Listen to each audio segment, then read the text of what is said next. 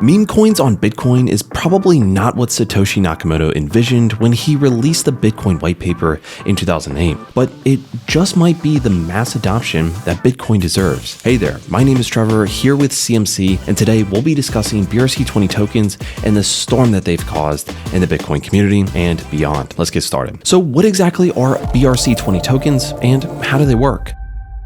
Well, you may recall Bitcoin ordinals or Bitcoin NFTs, which a few weeks ago caused a bit of an uproar on the otherwise reserved Bitcoin community. So let's remember how Bitcoin ordinals work. Imagine two $1 bills. Both are completely fungible but have a serial code, which allows us to identify each dollar bill as unique. But if one bill was signed by Muhammad Ali and George Foreman, it becomes a dollar NFT of sorts. You could still spend it as a regular dollar, but the signatures make the bill's value skyrocket. Ordinals work in the same manner. They take advantage of the fact that each individual Satoshi can be uniquely identified by its equivalent of a serial code. With the recent Memecoin craze, which caused a tsunami of Memecoin attention on crypto Twitter, one thing led to another. Someone had the idea to create a new token standard on Bitcoin, and BRC-20 tokens were born. BRC-20 tokens build upon the concept of making single Satoshis as seen in Bitcoin ordinals. While ordinals tag individual Satoshis to serve as NFTs,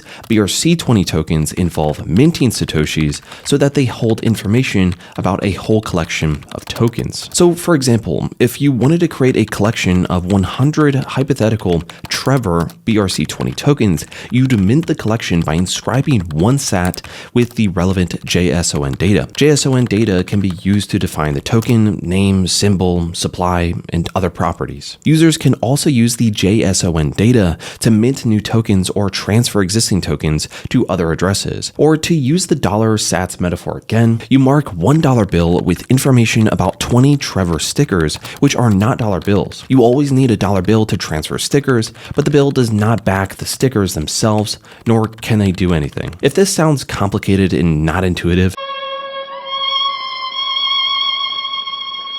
that's because it is. Bitcoin was not created for this workaround, as many on crypto Twitter have pointed out. So how did BRC-20 tokens start?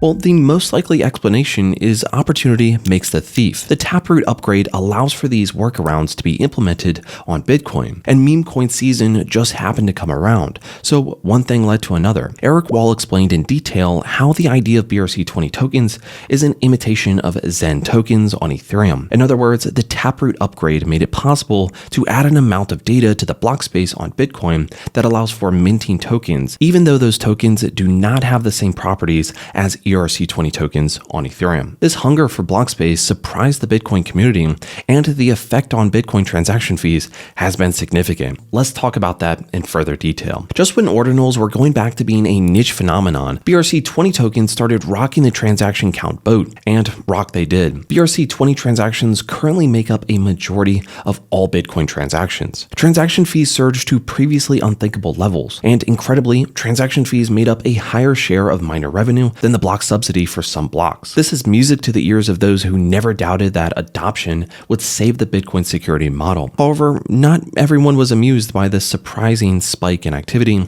on Bitcoin. So let's talk about the fallout of BRC-20 tokens in the Bitcoin community.